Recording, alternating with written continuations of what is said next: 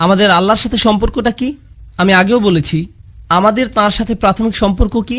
তিনি আমাদের মালিক আর আমরা তাঁর দাস, এটাই সম্পর্ক। আল্লাহর ব্যাপারে এই প্রাথমিক বিষয় যে বুঝতে পারবে সে অবশ্যই একটা ফলাফল উপলব্ধি করবে, তা হচ্ছে ইয়াকা না'বুদু। এটাই হচ্ছে পরিশেষ, ইয়াকা না'বুদু। শুধু তোমার কাছেই আমরা দাসত্ব স্বীকার করি, ইচ্ছাকৃত দাসত্ব। এখন চলুন দাসত্ব নিয়ে কথা বলি। দাসত্ব কি ইচ্ছাকৃত হয় নাকি জোর দিয়ে করতে হয়? দাসত্ব কি ইচ্ছাকৃত হয় নাকি অনিচ্ছাকৃত? অনিচ্ছাকৃত।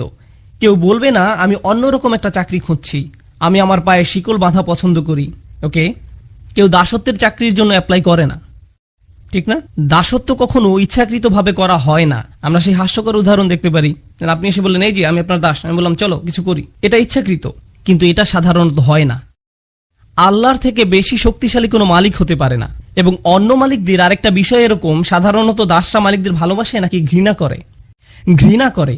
এবং একবার যদি তারা সুযোগ পায় তাহলে কি করে? মুক্ত হতে চায়।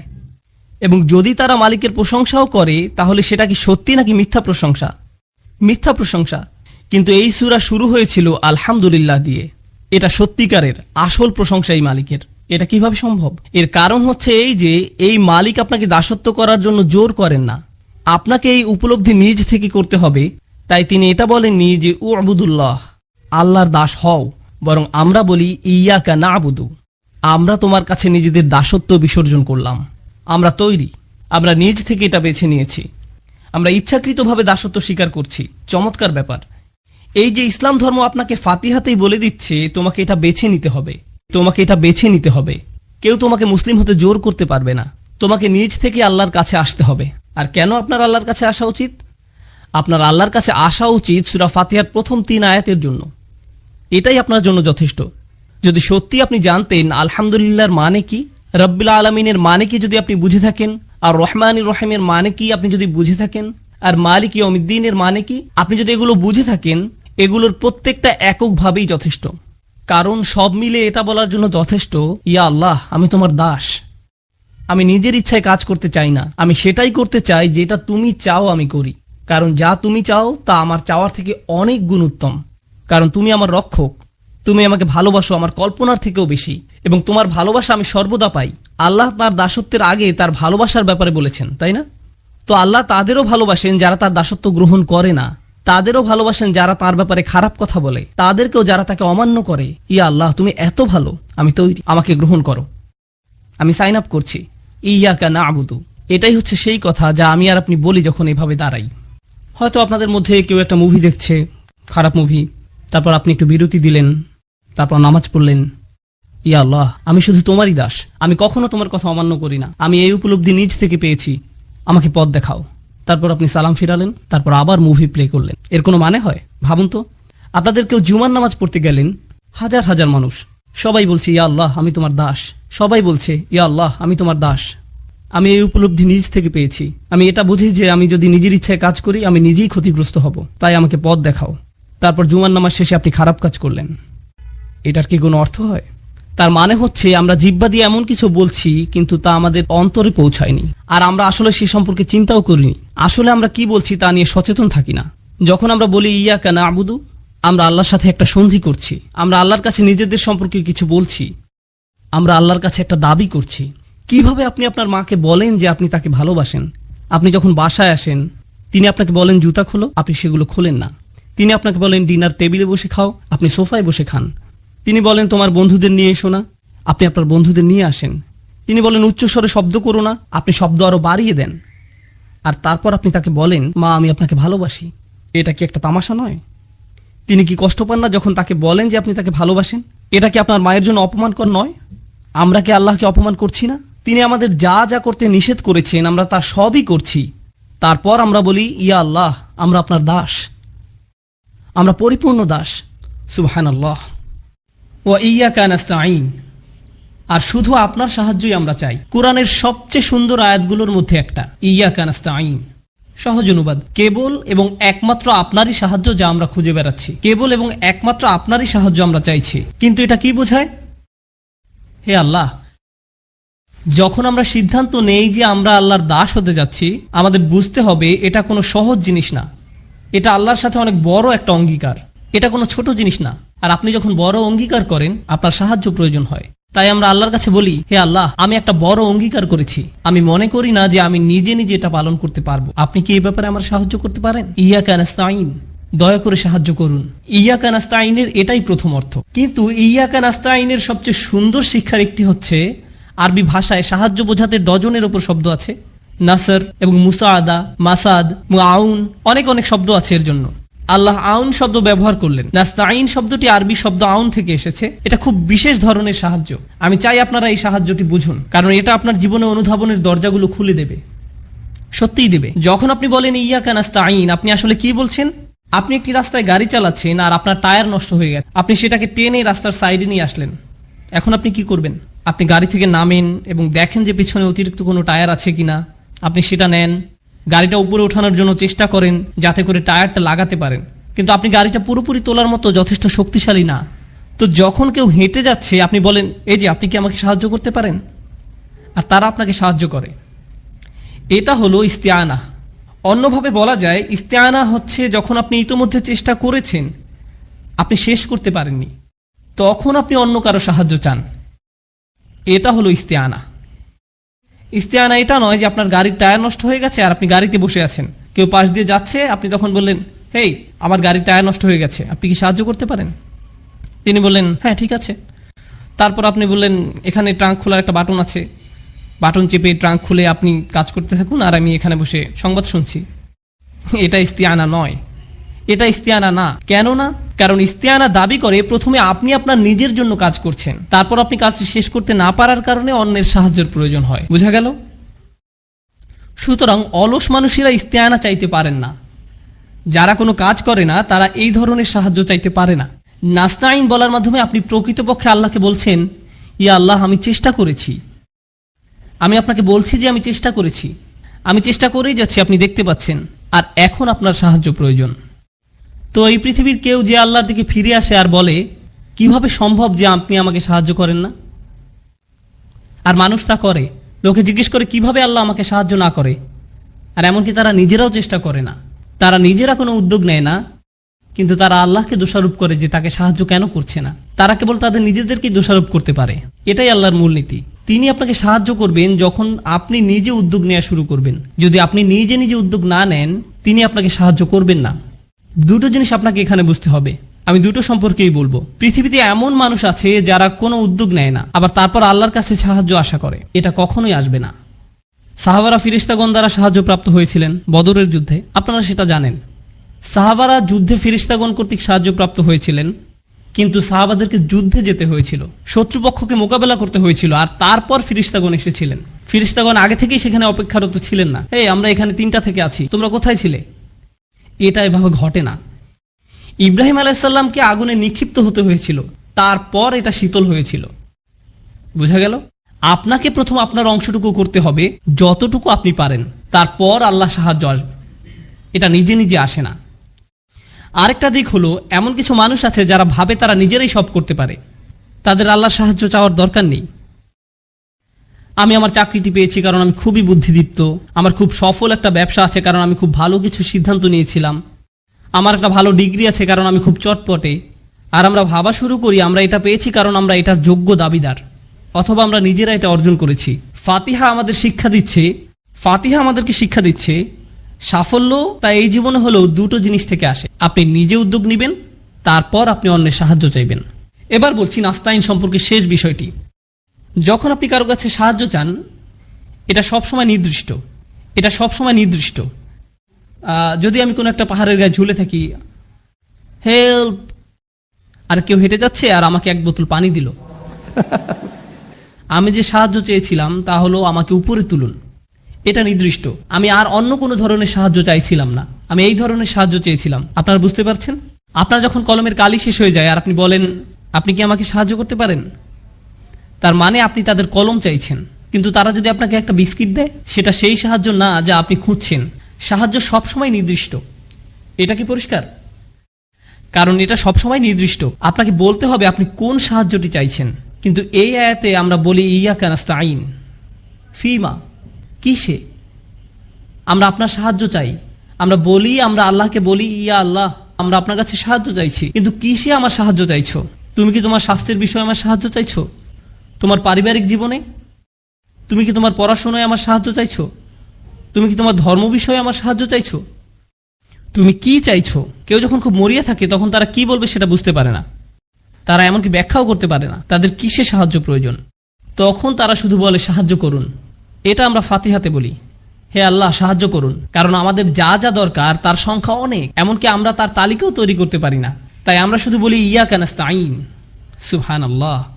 ইয়াকা না'বুদু ওয়া ইয়াকা নাস্তাইনের উপর শাইখ আশ-শারাই রাহিমাহুল্লাহর একটা সুন্দর কথা আছে, আমার খুবই প্রিয়। তিনি বলেছিলেন, সুবহানাল্লাহ, তিনি বলেছিলেন কেন আল্লাহ ইয়াকা না'বুদু প্রথমে বলেছিলেন আর কেন তিনি ইয়াকা নাস্তাইন দ্বিতীয় বললেন। কি হতো যদি তিনি এটা উল্টো করে দিতেন? কেন আপনি এটা উল্টে দিতে পারেন না, ইয়াকা নাস্তাইনু ওয়া ইয়াকা না'বুদু? তিনি বলেন দুটো কারণ আছে কেন আপনাকে এই পৃথিবীতে রাখা হয়েছে, সাহায্য চাইতে নাকি ইবাদত করতে, আল্লাহর দাসত্ব করতে। তাই আমাদের উদ্দেশ্যটা প্রথমে উল্লেখ করে নেওয়া হলো, আর আমাদের এই উদ্দেশ্য সফল করতে হলে আমাদের কি প্রয়োজন তা বলা হয়েছে দ্বিতীয়ত। কিন্তু আরেকটা আছে যেটা আরো বেশি সুন্দর জিনিস, যখন আমরা নিজেদের আল্লাহর কৃতদাসে পরিণত করি, যখন আমরা আল্লাহর ইবাদত করি, এটা আল্লাহর জন্য। যখন আমরা সাহায্য চাই, এটা কার জন্য? আমাদের জন্য। ইয়াকা না'বুদু আল্লাহর জন্য, আর ইয়াকা নাস্তাইন আমাদের জন্য। আপনি আল্লাহর জন্য যেটা চান তা আগে উল্লেখ করা উচিত, আর নিজের জন্য যেটা চান তা পরে উল্লেখ করা উচিত। এটা সুন্দর আচরণের অংশ, এটা ভালো বিনয়। ইয়াকা না'বুদু ওয়া ইয়াকা নাস্তাইন। সুবহানাল্লাহ। আপনারা বুঝতে পেরেছেন? আমাদের আলোচ্য বিষয় হবে সূরাটির বাকি অংশের দার্স শেষ করা। ফাসাল্লি লিরাব্বিকা ওয়ানহার ইন্না শানিআকা হুয়াল আবতার। কিন্তু আয়াতগুলোতে যাবার আগে কিছু বিষয় সম্পর্কে আমাদের পরিষ্কার ধারণা থাকা প্রয়োজন। প্রথমত, সাধারণভাবে বলতে গেলে বেশিরভাগ বর্ণনা মতে এই সূরা নাজিলের প্রেক্ষাপট হিসেবে অনেকগুলো ঘটনা রয়েছে, যা মোটামুটি একই রকম। এমন কোনো নিশ্চিত মতামত পাওয়া যায় না যে এই একটি ঘটনার প্রেক্ষিতে সূরাটি নাজিল হয়েছে, কিন্তু যেসব ঘটনার বর্ণনা পাওয়া যায় তার সবগুলো ঘটনা প্রায় সামঞ্জস্যপূর্ণ, এবং নিশ্চিতভাবেই সব ঘটনাতেই কাফিররা নবী আলাইহিস সালাতু ওয়াস সালামকে অপমান করার চেষ্টা করেছে। কিছু কিছু অবিশ্বাসী রাসূল সাল্লাল্লাহু আলাইহি ওয়াসাল্লামের কাছে এসে তাকে বিভিন্ন কটু কথা বলে যেত। আগের পর্বগুলোতে আমরা এরকম কিছু মন্তব্য সম্পর্কে জেনেছি। আজকে আমরা ইন্না শানিআকা হুয়াল আবতার আয়াতের ব্যাখ্যায় এগুলো সম্পর্কে বিস্তারিত জানবো ইনশাআল্লাহ তাআলা। তবে আমরা এতটুকু বলতে পারি, এই সূরার প্রেক্ষাপট ছিল সম্পূর্ণ নেতিবাচক। এর প্রেক্ষাপটে যেসব ঘটনা ঘটেছে, নবী আলাইহিস সালাতু ওয়াস সালামের জীবনে এই ঘটনাগুলো মোটেও সুখকর ছিল না। কিন্তু আল্লাহ এই নেতিবাচক ঘটনাগুলোর উত্তরে এই সূরাটি শুরু করেছেন খুবই ইতিবাচকভাবে। ইন্না আতাইনাকা আল কাউসার। আল্লাহ আযজা ওয়া জাল্লা নবী সাল্লাল্লাহু আলাইহি ওয়াসাল্লামকে আল কাউসার দান করার কথা বলেছেন, যা অত্যন্ত ইতিবাচক এবং যা কাফিরদের কথার সম্পূর্ণ বিপরীত। এতে আমরা রাসূল সাল্লাল্লাহু আলাইহি ওয়াসাল্লামের সিরাত এবং দাওয়াতে দ্বীনের কাজ সম্পর্কে গুরুত্বপূর্ণ একটা শিক্ষা পাই। সেটা হলো রাসূল সাল্লাল্লাহু আলাইহি ওয়াসাল্লামের জীবনে খুবই বেদনাদায়ক এবং যন্ত্রণাদায়ক কিছু ঘটনা ঘটেছে, কিন্তু আল্লাহ চান তার প্রিয় নবী সাল্লাল্লাহু আলাইহি ওয়াসাল্লাম ইতিবাচক দিকে ফোকাস করুন। আপনি বরং আল্লাহ আপনাকে যা দান করেছেন সেগুলোতে মনোযোগ দিন। আল কাউসারের দিকে ফোকাস করুন, যা আল্লাহ একান্তভাবে আপনাকে দিয়েছেন। এটাই এখানে প্রথম শিক্ষা। তাছাড়া এখানে আল্লাহর একটা অনুগ্রহ রয়েছে, তিনি নেতিবাচক কথা বলার আগে ইতিবাচক কথা দিয়ে সূরাটি শুরু করেছেন। তিনি ইতিবাচক কথা দিয়ে শুরু করেছেন, ইন্না আতাইনাকা আল কাউসার, তারপর ফাসাল্লি লিরাব্বিকা ওয়ানহার। এরপর তিনি নেতিবাচক কথা বলেছেন, ইন্না শানিআকা, অর্থাৎ আপনার শত্রু। শত্রুদের কথা একেবারে শেষে বলা হয়েছে। আবার এখানে নবী সাল্লাল্লাহু আলাইহি ওয়াসাল্লামের প্রতি আল্লাহর অসীম ভালোবাসাও প্রকাশ পেয়েছে। যেমন নবী সাল্লাল্লাহু আলাইহি ওয়াসাল্লামকে তারা যে কথাগুলো বলতো সেগুলো খুবই কষ্টদায়ক ছিল। তারা তার বিরুদ্ধে বিভিন্ন রকমের আপত্তিকর কথা বলতো। আপনারা জানেন তারা তাকে পাগল বলতো। ওয়া ইয়াকুলুনা ইন্নাহু লামাজনুন, অর্থাৎ তারা বলে যে নিশ্চয়ই তিনি পাগল। ইয়াকুলুনা সাহির, তারা বলতো তিনি একজন জাদুকর। তারা তাকে মিথ্যাবাদী বলতো, সাহিরুন কাজ্জাব, অর্থাৎ একজন মিথ্যাবাদী জাদুকর। তো তারা তার বিরুদ্ধে এই ধরনের অভিযোগ করে তাকে কষ্ট দিত। কিন্তু তাদের যে কথার প্রেক্ষিতে এই সূরা নাজিল হয়েছে তা আরো অনেক বেশি কষ্টদায়ক ছিল। আগের পর্বগুলোতে সংক্ষেপে এই বিষয়ে আমরা জেনেছিলাম। এখন আমরা বিস্তারিত আলোচনা করব, কারণ এই পর্যায়ে বিষয়টি উল্লেখ করা গুরুত্বপূর্ণ। দেখুন, হাদিসে এসেছে রাসূল সাল্লাল্লাহু আলাইহি ওয়াসাল্লাম তার একজন সন্তান হারিয়েছেন, একজন পুত্র সন্তান। পরবর্তী হাদিসে আমরা তার নাম সম্পর্কে জানব। এখানে বিষয়টা ছিল তার সন্তান মারা গিয়েছে এবং চারিদিকে এই খবর ছড়িয়ে পড়েছে। আপনারা জানেন সন্তান হারানো পিতামাতা কেমন কষ্টের ভিতর দিয়ে যান। লোকজন এসে আপনাকে সান্ত্বনা দেওয়ার চেষ্টা করে, তারা এমন কিছু কথা বলে, সমবেদনা জানায়, যা আপনাকে এই বিশাল কষ্ট সহ্য করতে কিছুটা হলেও সাহায্য করে। তাছাড়া আপনি যখন কাউকে এই কষ্টের মধ্যে যেতে দেখেন, সে যদি এমনকি আপনার শত্রুও হয়, আপনি হয়তো সেখানে গিয়ে সবার পেছনে দাঁড়িয়ে থাকবেন, কিছুই বলবেন না। কারণ যত যাই হোক, তারা তাদের সন্তান হারিয়েছে। এতটুকু মানবতা বোধ বা আন্তরিকতা সব মানুষের মধ্যে থাকে। কিন্তু যখন আবু জাহল এই সংবাদটা পেল, এবং সে কিন্তু নবী সাল্লাল্লাহু আলাইহি সাল্লামের চাচা ছিল, আপনি অন্তত আপনার পরিবারের কাছ থেকে এতটুকু আন্তরিকতা আশা করেন। যত বিরোধ সব না হয় একদিকে থাক, আর দিন শেষে তোমরা তার পরিবারেরই অংশ। কিন্তু না, তার মনে নবী সাল্লাল্লাহু আলাইহি সাল্লামের জন্য এত বেশি বিদ্বেষ ছিল যে সে চারদিকে দৌড়াতে দৌড়াতে উল্লাস করছিল, হাসতে হাসতে লোকজনকে বলছিল, বাতারা মুহাম্মাদুন, মুহাম্মাদের বংশ নিঃশেষ হয়ে গিয়েছে, তার নাম নেয়ার আর কেউ থাকবে না। অন্যভাবে বলতে গেলে আপনার ছেলে সন্তানের মাধ্যমেই আপনার বংশধারা অব্যাহত থাকে। যেহেতু তিনি তার পুত্র সন্তান হারিয়েছেন এবং তার শুধু কন্যা সন্তানেরই অবশিষ্ট আছে, তাই ভবিষ্যতে তার নাম নেয়ার মতো আর কেউ থাকবে না। তাহলে মুহাম্মদ আমাদের জন্য অস্থায়ী একটা সমস্যা, কারণ তার বংশধারা অব্যাহত রাখার মাধ্যম হিসেবে তার কোনো ছেলে সন্তান আর নেই। তাই অচিরেই এই পৃথিবী থেকে তার নাম নিশানা মুছে যাবে। দেখুন কেমন কষ্টের পরিস্থিতিতে তারা এই ধরনের চরম অপ্রীতিকর কথাগুলো বলছে। এই কথাগুলো এত বেশি যন্ত্রণাদায়ক ছিল যে আল্লাহ আজ্জা ওয়া জাল্লা তাদের কথা কোরআনে উদ্ধৃতিও করেননি। তিনি এভাবে বলেননি ইয়াকুলুনা হুয়া আবতার অথবা হুয়া আবতার। তিনি বলেননি যে তারা বলে তার বংশ নিঃশেষ হয়ে গেছে। তিনি নবী সাল্লাল্লাহু আলাইহি সাল্লামের সামনে তাদের সেই যন্ত্রণাদায়ক কথার উদ্ধৃত করে তাকে আঘাত দিতে চাননি। তিনি বিভিন্ন সূরায় তাদের বিভিন্ন কথা উদ্ধৃত করেছেন, যেমন তারা বলেছিল তিনি পাগল, তিনি একজন জাদুকর এবং তিনি একজন মিথ্যাবাদী। কিন্তু এই ক্ষেত্রে তিনি তাদের কথাগুলোকে উদ্ধৃত করেননি। তিনি সরাসরি তাকে সান্ত্বনা দিয়েছেন, ইন্না শানিআকা হুয়াল আবতার, আপনার শত্রুরাই নির্বংশ নিশ্চিহ্ন হবে। তাহলে আল্লাহ আজ্জা ওয়া জাল্লা এখানে কাফিরদের কথাটা হুবহু উদ্ধৃত করেননি। এটা নিঃসন্দেহে নবী সাল্লাল্লাহু আলাইহি সাল্লামের প্রতি আল্লাহর অসীম ভালোবাসার বহিঃপ্রকাশ। পরিশেষে আমরা এই সূরায় আরো একটা অসাধারণ শিক্ষা পাই। এখানে আল্লাহ কেবল নবী সাল্লাল্লাহু আলাইহি সাল্লামের মনোযোগ অন্যদিকে আকৃষ্ট করেননি। রাসূল সাল্লাল্লাহু আলাইহি সাল্লাম তার সন্তান হারিয়েছেন। যখন কেউ এভাবে সন্তান হারায়, তার কাছে আর কোনো কিছুই ভালো লাগে না। এটা যে কোনো মানুষের ক্ষেত্রে হতে পারে, সব মানুষের ক্ষেত্রে এমনটা হয়। কেউ যখন তার সন্তান হারায়, তখন তার বাড়ি, ব্যাংক ব্যালেন্স অথবা অন্য যে কোনো কিছুর কথা মাথায় আসে না। মনের মধ্যে শুধু সন্তান হারানোর তীব্র ব্যথাই অনুভূত হয়। মা বাবার কাছে তাদের সন্তানেরা শ্রেষ্ঠ সম্পদ, তাই না? নবী সাল্লাল্লাহু আলাইহি সাল্লামের এমন কষ্টের মুহূর্তে আল্লাহ আজ্জা ওয়া জাল্লা প্রথমে তাকে সমবেদনা জানাচ্ছেন, ইন্না আ'তাইনাকা আল কাউসার। তিনি তার সন্তান হারিয়েছেন আর আল্লাহ তাকে বলছেন, আপনি সীমাহীন কল্যাণপ্রাপ্ত হয়েছেন, আপনি প্রাচুর্য লাভ করেছেন।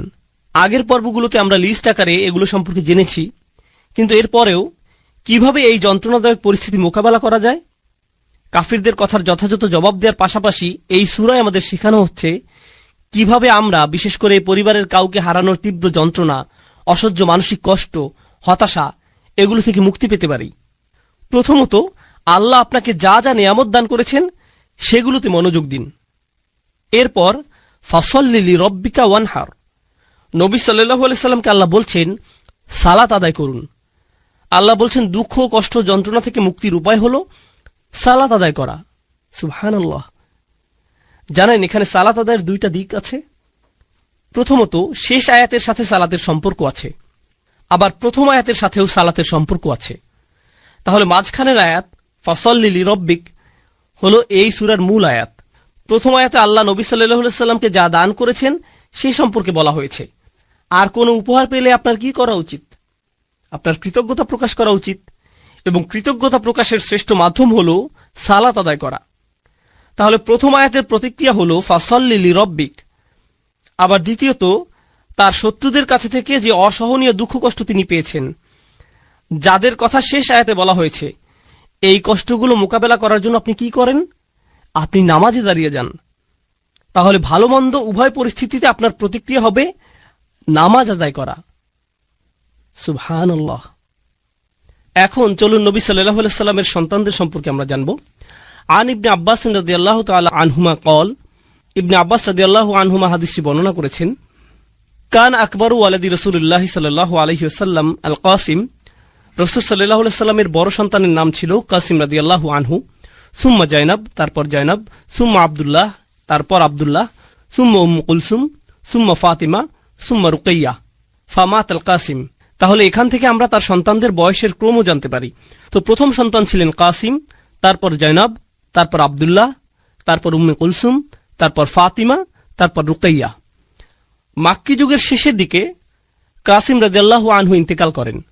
এরপর মাদানী যুগে আব্দুল্লাহও মারা যান। কারো কারো মতে সূরাটি কাসিম রাদিয়াল্লাহু তাআলা আনহুর মৃত্যুর প্রেক্ষাপটে নাজিল হয়, আবার অন্যদের মতে আব্দুল্লাহ রাদিয়াল্লাহু তাআলা আনহুর মৃত্যুর পরে এটি নাজিল হয়।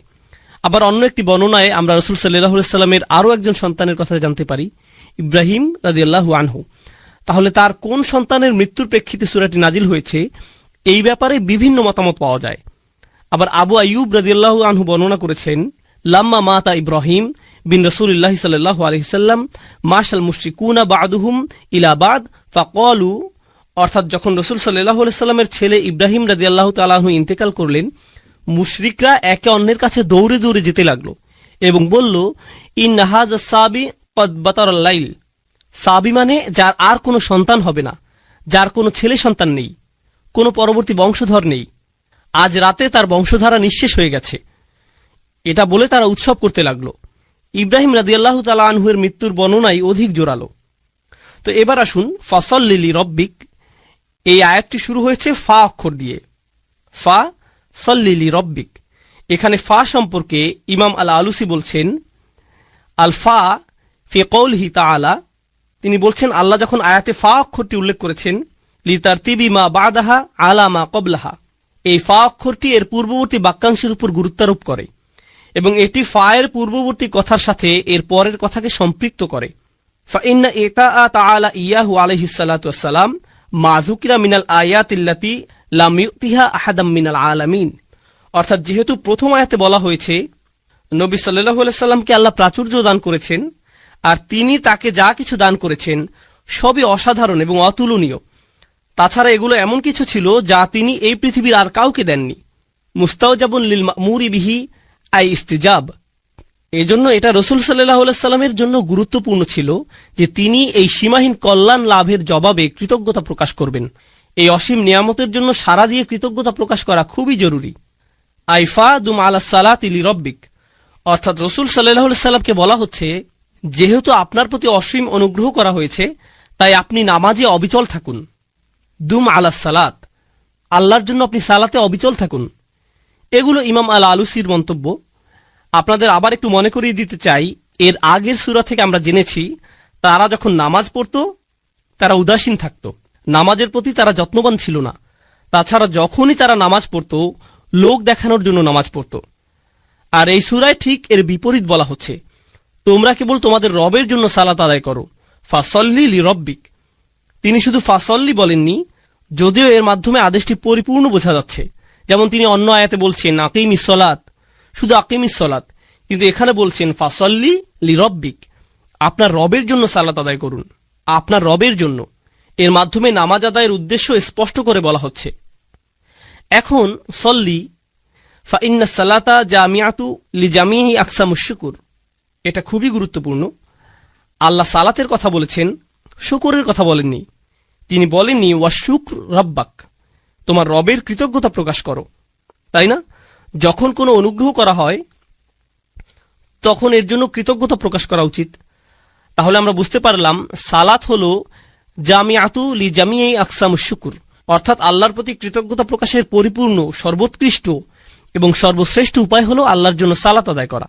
এজন্যই আমরা রাসূল সাল্লাল্লাহু আলাইহি সাল্লামের জীবনে দেখেছি, যখন ভালো কিছু ঘটত বা কোনো ভালো খবর আসতো, তিনি কি করতেন?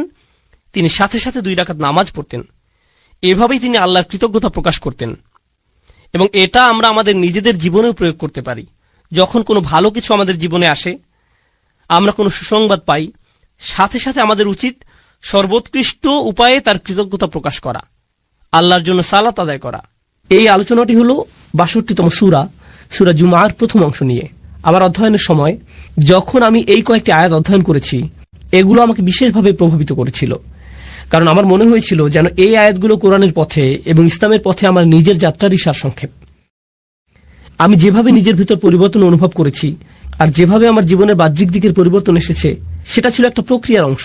আর পরিবর্তনের সেই প্রক্রিয়াটি আসলে খুব চমৎকারভাবে বর্ণিত হয়েছে সূরা জুমার এই শুরুর আয়াতগুলোতে। আর আপনাদের সাথে এটা শেয়ার করাই আজকে আমার উদ্দেশ্য। আমি শুধুমাত্র লেকচার দিয়ে যেতে আগ্রহী নই। তো এখন আমি আপনাদের সাথে আলোচনা কয়েকটি বিষয় নিয়ে শুরু করব, আর আশা করছি ইনশাআল্লাহ আপনারা আমার সাথেই থাকবেন এবং বিষয়গুলো বুঝতে পারবেন পর্যায়ক্রমে সুশৃঙ্খলভাবে। আমি বিষয়গুলোকে আজকে সুশৃঙ্খলভাবে উপস্থাপন করতে চাই, যাতে আপনারা বিষয়গুলো সহজেই মনে রাখতে পারেন, যা আপনারা এত ভালোভাবে অনুধাবন করবেন যে তখন আপনারা নিজের ভাষায় তা অন্যদেরকে বোঝাতে পারবেন ইনশাআল্লাহ। আমাদের রাসূল সাল্লাল্লাহু আলাইহি ওয়াসাল্লামকে সর্বশ্রেষ্ঠ মিশন দিয়ে পাঠানো হয়েছে, যা কোনো মানুষকে কখনো দেয়া হয়নি। আর দ্বিতীয় আয়াতে সেই সম্পূর্ণ মিশনটির সারসংক্ষেপ করা হয়েছে 4টি কাজের মাধ্যমে। এগুলো হলো সেই 4টি কাজ যা রাসূল সাল্লাল্লাহু আলাইহি ওয়াসাল্লামকে করতে হয়েছিল, যে পরিবর্তন তিনি এনেছিলেন তার জন্য। আর এই আলোচনার শেষে সর্বশেষ যে আলোচনা আপনাদের সাথে করব তা হলো আমার এবং আপনার পরিবর্তনের ক্ষেত্রে আলোচিত এই সকল শিক্ষার ভূমিকা, নিজেকে পরিবর্তনের জন্য কোরআনে বর্ণিত এই 4টি পদক্ষেপ, যার আলোকে আমি আজকের আলোচনার নামকরণ করেছি। মূলত তাই থাকবে শেষের দিকে। কোরআন থেকে এই শিক্ষাগুলো আমরা শিখব এবং শেষে তা থেকে নির্যাস বের করে আমাদের নিজেদের জীবনে প্রয়োগ করব। তো আসুন শুরু করি সেই ভূমিকা দিয়ে। তো আসুন প্রথম আয়াতটি দিয়ে শুরু করা যাক। বিসমিল্লাহির রহমানির রহিম। ইউসাব্বিহু লিল্লাহি মা ফিস সামাওয়াতি ওয়া মা ফিল আরদিল মালিকিল কুদ্দুসিল আজিজিল হাকিম। আমি আপনাদের জন্য সরল অনুবাদ করছি। আকাশ এবং পৃথিবীর সবকিছু আল্লাহর পারফেকশন ঘোষণা করছে এবং তারা এটা করে যাবে। তিনি রাজা, পবিত্র, কর্তৃত্বের অধিকারী, বিজ্ঞ। এটা সরল অনুবাদ, যার মধ্যে আমি মনোযোগ দিব আল্লাহর এই 4টি নামের উপর। তারপর আমরা এগুলো নিয়ে কিছুটা বিস্তারিত আলোচনা করব। আরো একবার সরল অনুবাদ করি। আকাশের সবকিছু এবং পৃথিবীর সবকিছু ঘোষণা করে এবং ঘোষণা করতে থাকবে আল্লাহর পারফেকশন, যিনি রাজা, পবিত্র, কর্তৃত্বের অধিকারী, বিজ্ঞ। রাজা, পবিত্র, কর্তৃত্বের অধিকারী, বিজ্ঞ। তো আসুন এখন এই নামগুলোর প্রত্যেকটি নিয়ে কিছুটা আলোচনা করা যাক। আর আমি যেটা দিয়ে শুরু করতে চাই, এই বিষয়ে ইমাম ফখরুদ্দিন আল রাজির একটা পর্যবেক্ষণ দিয়ে, যিনি আল্লাহর এই 4টি নাম নিয়ে একসাথে চিন্তা করেছেন। আর তার মতে যে জিনিসটা এই 4টি নামকে একসাথে যুক্ত করেছে তা হলো প্রত্যেকটি নামই এর নিজস্ব ভঙ্গিতে আপনাকে আল্লাহর আরো কাছে নিয়ে যাবে। প্রত্যেকটি নামই আপনাকে আল্লাহর প্রতি আকৃষ্ট করে এবং আপনাকে আল্লাহর সান্নিধ্যে রেখে দেয়। ফখরুদ্দিন আল রাজি এটা বর্ণনা করেছেন। আমি তার ব্যাখ্যা থেকে কিছু উদ্ধৃতি উল্লেখ করছি। আল্লাহর গুণবাচক নাম রাজা বিষয়ে আমি তার ব্যাখ্যা দিয়ে শুরু করছি। أن العظيم لا ينصرف عن مجلس من كان عنده إلا عند انفضاض مجلسه أو إيذانه بانصرافهم। যখন আপনি মহিমান্বিত কারো সান্নিধ্যে থাকেন, এই ক্ষেত্রে একজন রাজার সান্নিধ্য, এটা অশোভনীয় যে আপনি সেখান থেকে হঠাৎ করে বের হয়ে আসবেন। আপনাকে রাজকীয় সান্নিধ্যের সম্মান দেওয়া হয়েছে। আপনি আমন্ত্রিত হয়েছেন কোনো প্রাসাদে, তখন আপনি কোনো রেস্টুরেন্ট বা ট্রেন স্টেশন অথবা সিনেমা হলে বসে নেই যে আপনি উঠে চলে আসলেন। যেহেতু আপনি একজন রাজার সান্নিধ্যে রয়েছেন, আপনাকে যথাযথ শিষ্টাচার এবং নিয়মকানুন মেনে চলতে হবে। আমার নিজের এই বিষয়ে কিছুটা অভিজ্ঞতা আছে। আমার সুযোগ হয়েছে কয়েকজন প্রেসিডেন্ট এবং কয়েকটি দেশের রাজপরিবারের সদস্যদের সাথে সাক্ষাৎ করার। আপনি তাদের সাথে সাক্ষাৎ করার আগে সবসময় একটা প্রোটোকল টিম থাকে, তারা বলে দেয় এভাবে আপনি প্রেসিডেন্টের সাথে দেখা করবেন, এভাবে আপনি রাজাকে সম্ভাষণ জানাবেন, এখানে আপনি বসবেন, প্রথমে এটা করবেন, তারপর সেটা করবেন। কথোপকথনের মাঝখানে আপনি ফোন হাতে নিয়ে এভাবে কথা বলতে পারবেন না। এক্সকিউজ মি, রাজা, আমাকে একটা ফোন রিসিভ করতে হবে। না, এটা সম্ভব না। আল রাজি যা বোঝাতে যাচ্ছেন তা হলো আপনি হতবাক হয়ে যান এই ভেবে যে আপনি আল্লাহর রাজকীয় সান্নিধ্যে আছেন এবং আপনি সেই মহিমান্বিত সান্নিধ্য থেকে দূরে চলে আসতে বিব্রত এবং লজ্জিত বোধ করবেন। আপনি এতটা সম্মানিত বোধ করছেন যে সেখানে আপনি পৌঁছাতে পেরেছেন। কেন আপনি চাইবেন সেই নৈকট্য ছেড়ে আসতে? আপনার মন চাইবে না সেই নৈকট্য ত্যাগ করতে। তো আল্লাহর এই প্রথম নামটি আপনাকে সেই রাজকীয় নৈকট্যের প্রতি আকৃষ্ট করে এবং সেখানে থাকতে অনুপ্রাণিত করে। আল্লাহর দ্বিতীয় নামটি আল কুদ্দুস, যার সরল অনুবাদ আমি করেছি পবিত্র। আল রাজি এ বিষয়ে বলছেন আল মুনাজ্জাহু আনিন নুকস ওয়া হুয়া ইউরগাবু ফি হাদরাতিহি। এটা বোঝায় এমন ব্যক্তিকে যিনি সকল ত্রুটি থেকে মুক্ত। আর যেহেতু সেই ব্যক্তি ত্রুটি থেকে মুক্ত, সে হয় পরিশুদ্ধ, খাঁটি চরিত্রের অধিকারী। সবাই এই ধরনের সত্তার সান্নিধ্য কামনা করে। আরো সহজ করে বলছি, মানুষ বিশুদ্ধ চরিত্র পছন্দ করে। আমরা এ ধরনের মানুষ ভালোবাসি যারা তাদের কথায়, তাদের আচরণে, তাদের ব্যবহারে পরিশুদ্ধ, তাদের উদারতা পরিশুদ্ধ, তাদের পরামর্শ পরিশুদ্ধ, তাদের একনিষ্ঠতা পরিশুদ্ধ। আপনি এই ধরনের মানুষের দিকে আকৃষ্ট হন। সত্যবাদী মানুষ, সৎ মানুষ, স্বচ্ছ চরিত্রের মানুষ, এই ধরনের মানুষের চারপাশে আপনি থাকতে চান। মানবজাতির স্বভাবগতভাবেই সত্যবাদিতা, পরিচ্ছন্নতা এবং বিশুদ্ধ চরিত্রের দিকে আকৃষ্ট হয়। বাহ্যিক দিক থেকেও আপনি যদি কোনো দূষিত এলাকায় বসবাস করেন, যেখানে রয়েছে ধুলাবালি এবং এ জাতীয় জিনিস, মানুষ সেটা থেকে কোথায় চলে আসতে চায়? প্রাকৃতিক পরিবেশে, যেখানে তারা তাজা হাওয়ার শ্বাস নিতে পারবে, যেখানে তারা বিশুদ্ধ পানি পান করতে পারবে। বিশুদ্ধতা এমন একটা বিষয় যা মানুষকে যেমন আকৃষ্ট করে মানসিক দৃষ্টিকোণ থেকে, শারীরিক দিক থেকেও আমরা বিশুদ্ধতা এবং পরিচ্ছন্নতার প্রতি আকৃষ্ট হই। আমরা ময়লা ও অপরিচ্ছন্নতা থেকে দূরে থাকতে চাই। এটা মানব প্রবৃত্তি যা আল্লাহ আমাদের মধ্যে দিয়েছেন। তো আপনি যখন আল্লাহর পরিচয় পান, চূড়ান্ত পবিত্র পরিশুদ্ধ সত্তা হিসেবে তার সান্নিধ্য আপনাকে পরিশুদ্ধ করতে থাকে, তখন আপনি আপনার ভিতরে পরিবর্তন লক্ষ্য করেন। আর এই অবস্থায় আপনি সেই সান্নিধ্য ত্যাগ করতে চান না। তো এই পর্যন্ত বলেছি আল্লাহর দুইটি নাম, দ্রুত রিভিশন দিচ্ছি। রাজা, এটি ছিল প্রথম নাম, এবং পবিত্র, এটি ছিল দ্বিতীয় নাম। আল্লাহর তৃতীয় নামটি হলো কর্তৃত্বের অধিকারী, আল আজিজ। يعتز الملتفون حوله فمفارقتهم حضرته تفريط في العزة.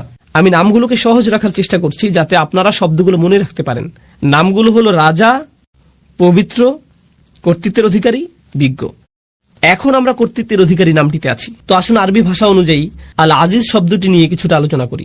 এর মধ্যে আসলে দুইটি অর্থ অন্তর্ভুক্ত।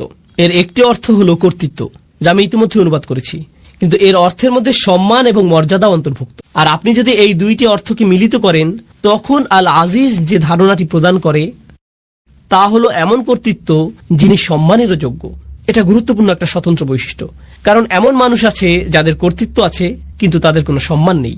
এমন এলাকা আছে যেখানে পুলিশের যথেষ্ট কর্তৃত্ব আছে কিন্তু এলাকার মানুষ তাদেরকে সম্মান করে না। এমন মানুষ থাকতে পারে যার সম্মান আছে, একজন শিক্ষক, কিন্তু তার কোনো কর্তৃত্ব নেই। এরকমও ঘটতে পারে। কিন্তু আল আজিজ হলেন এমন সত্তা যার কর্তৃত্ব আছে এবং তিনি একই সাথে সম্মানিত। আল রাজি বলেছেন কেন এই নামটি আকর্ষণকারী। তার মতে এই সবগুলো নামই কোনো না কোনোভাবে আকর্ষণ সৃষ্টিকারী, তাই না? এগুলো আপনাকে আল্লাহর নিকটবর্তী করে। তিনি বলেন এই গুণটিও রাজার মতো। একজন সম্মানিত এবং কর্তৃত্বের অধিকারী ব্যক্তি আপনাকে আমন্ত্রণ জানিয়েছেন, তার নৈকট্য লাভ করেছেন। আপনি সেই নৈকট্য ছেড়ে আসলে তিনি অসম্মানিত হবেন না, বরং আপনি নিজে অসম্মানিত হবেন। আপনি সেই সম্মান থেকে বঞ্চিত হবেন।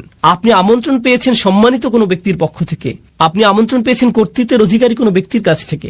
তো আপনার তার প্রতি আনুগত্য প্রদর্শন করা, সেখানে গিয়ে অবস্থান করার অর্থ হলো আপনার নিজেকে সম্মানিত করা। তো মানুষ আসলে সম্মানিত হতে পারে আল আজিজের সান্নিধ্য পাওয়ার মাধ্যমে। আর সব শেষে আমি দ্রুত আলোচনা করছি এই লিস্টের শেষ নামটি, আল মালিক, আল কুদ্দুস, আল আজিজ এবং সবশেষে আল হাকিম। রাজা, পবিত্র, কর্তৃত্বের অধিকারী এবং সবশেষে বিজ্ঞ। إذا فارق أحد حضرته فاته في كل آن شيء من الحكمة. চমৎকার কথা। যখন আপনি কোনো বিজ্ঞ ব্যক্তির সান্নিধ্যে থাকেন, তার কাছ থেকে বিজ্ঞতা অর্জন করতে যে কয়টি মুহূর্ত আপনি মিস করেন তাই আপনার জন্য ক্ষতি। প্রতিটা মুহূর্তকে আপনি কাজে লাগাতে চান। আমার এই ধরনের অভিজ্ঞতা আছে, যা হয়তো আপনারও আছে। খুব কম সংখ্যক মানুষই আছে যারা প্রকৃত বিজ্ঞতার উৎস। আর আপনার নিকটে যদি তেমন বিজ্ঞ ব্যক্তি থাকে, আপনি নিশ্চয়ই জানেন যে সবাই সেই ব্যক্তির সান্নিধ্য পেতে চায়। তো এমন ব্যক্তির নিরবিচ্ছিন্ন মনোযোগ পাওয়া সহজ নয়। আর যদি আপনি তা পান, আপনি চেষ্টা করেন প্রতিটা মুহূর্তকে কাজে লাগাতে, যাতে তার কাছ থেকে পাওয়া সবটুকু বিজ্ঞতাকে ধারণ করতে পারেন। পৃথিবীর বিভিন্ন প্রান্তে কিছু কিছু শিক্ষক আছেন যাদেরকে আমি অনুসরণ করি। আমি ভ্রমণ করে তাদের কাছে যাই, যেখানে গিয়ে কোনো লেকচার দেওয়ার জন্য না, আমি ভ্রমণ করি তাদের সাথে সাক্ষাৎ করার জন্য। আর যদি তারা আমাকে 1 ঘন্টা সময় দেন, যদি 20 মিনিটও দেন, তার জন্য আমি কৃতজ্ঞ। কারণ আমার জন্য সেই 20 মিনিট বেশি মূল্যবান আমি নিজে 5-6 ঘন্টা অধ্যয়ন করার চেয়ে। আমার জন্য সেই বিজ্ঞতাটুকু অমূল্য, সেই সাক্ষাৎটা আমার জন্য অমূল্য। তো বিজ্ঞ ব্যক্তির নৈকট্যে প্রতিটা মুহূর্তই মূল্যবান, এবং এটা এমন ঘনিষ্ঠ অন্তরঙ্গ সম্পর্ক কোনো শিক্ষক অথবা বয়স্ক কারো সাথে, যিনি আপনাকে তত্ত্বাবধান করেন, ভালোবাসেন, এবং এর মাধ্যমে আপনি বিজ্ঞতা অর্জন করতে পারেন।